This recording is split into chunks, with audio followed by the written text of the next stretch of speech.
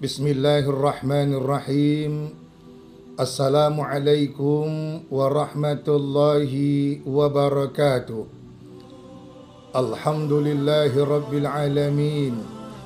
Wassalatu wassalamu ala ashrafil anbiya'i wal mursalin Sayyidina wa maulana Muhammadi wa ala alihi wa ashabihi ajma'in. Amma ba'd.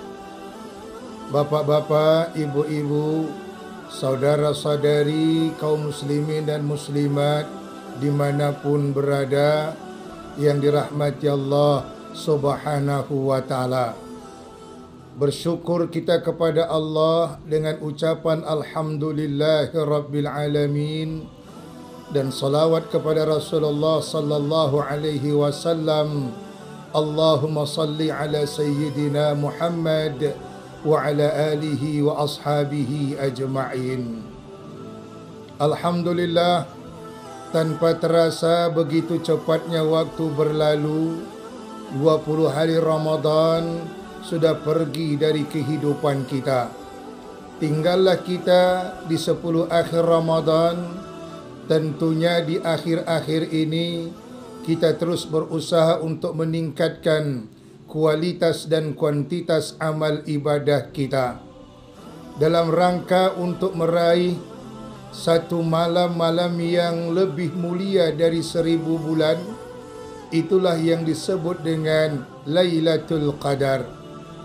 Pertanyaannya adalah, apakah Lailatul Qadar itu?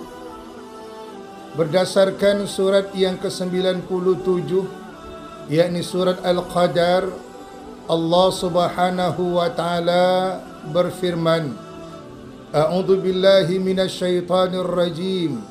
Bismillahirrahmanirrahim.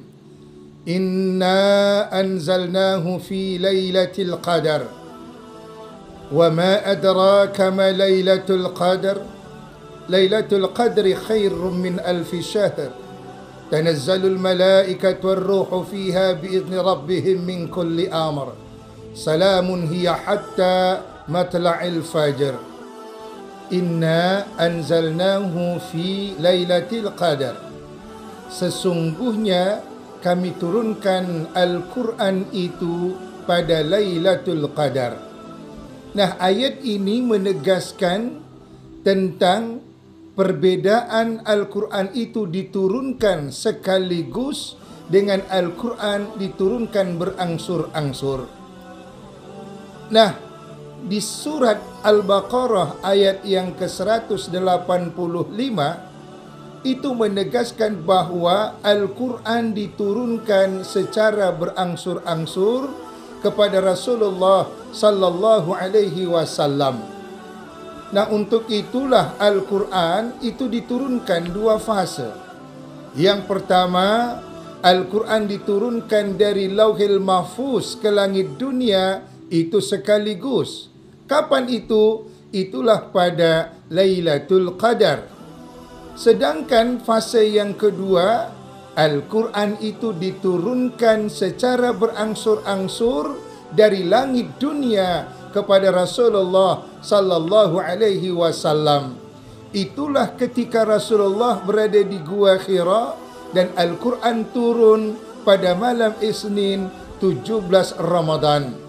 Sehingga kedua ayat ini itu tidak ada bertentangan, tapi saling mendukung bagaimana proses Al-Quran itu diturunkan. Inna anzalnahu fi lailatul qadar.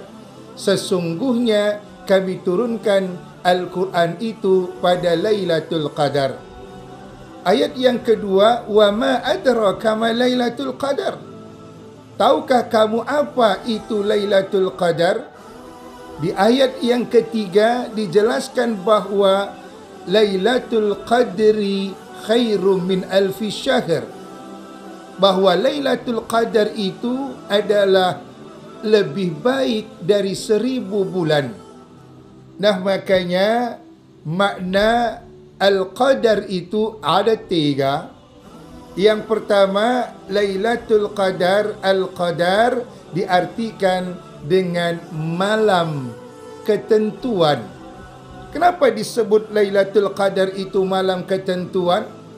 Karena pada malam itulah Al-Quran diturunkan Allah dari Lauhil Mahfuz ke langit dunia. Dan Al-Quran itu adalah hudan linnasi wa bayyinatin minal huda wal furqan, adalah petunjuk bagi semua manusia, dan Al-Quran adalah peraturan dan ketentuan yang diturunkan Allah untuk manusia. Maka disebutlah Lailatul Qadar malam ketentuan. Sedangkan yang kedua, Lailatul Qadar itu disebut dengan malam penyempitan. Ustaz, kenapa disebut dengan malam penyempitan? Karena pada Lailatul Qadar itu tanazzalul malaikatu warruhu fiha biizni rabbihim min kulli amr. Turun semua malaikat dari langit ke dunia dan mereka masuk ke masjid-masjid untuk memberikan rahmat kepada hamba-hamba Allah yang saat itu sedang beribadah mendekatkan diri kepada Allah Subhanahu wa taala. Nah, karena semua malaikat turun dari langit ke bumi, termasuklah malaikat Jibril dengan izin Allah Subhanahu wa taala, maka terjadilah istilah penyempitan pada Lailatul Qadar itu. Lalu kemudian yang ketiga, Lailatul Qadar diartikan dengan malam kemuliaan. Mengapa disebut dengan malam kemuliaan? Karena siapapun yang meraih Lailatul Qadar pada bulan suci Ramadan, maka dia salamun hiya hatta matla'il fajar. Dia akan mendapatkan keselamatan sampai terbit fajar. Terbit fajar yang mana ni Ustaz? Hatta yub'asu min kuburihim, sampai dia dibangkitkan dari kuburnya masing-masing. Maka pantaslah kita hamba-hamba Allah terus berusaha mempersiapkan diri di akhir-akhir Ramadan untuk meraih satu malam yang fadilahnya lebih baik dari 1000 bulan.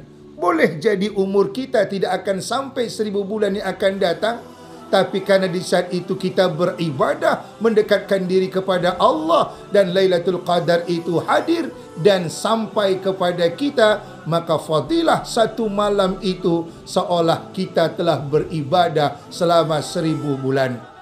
Tentunya kita berharap dan bermohon kepada Allah Subhanahu wa taala, semoga Allah memberikan kekuatan dan kesabaran kepada kita sehingga kita terus berusaha mampu mendekatkan diri kepada Allah, terutama di akhir-akhir Ramadan ini, dalam rangka untuk meraih Lailatul Qadar yang sangat kita harapkan dan yang sangat kita nanti-nantikan.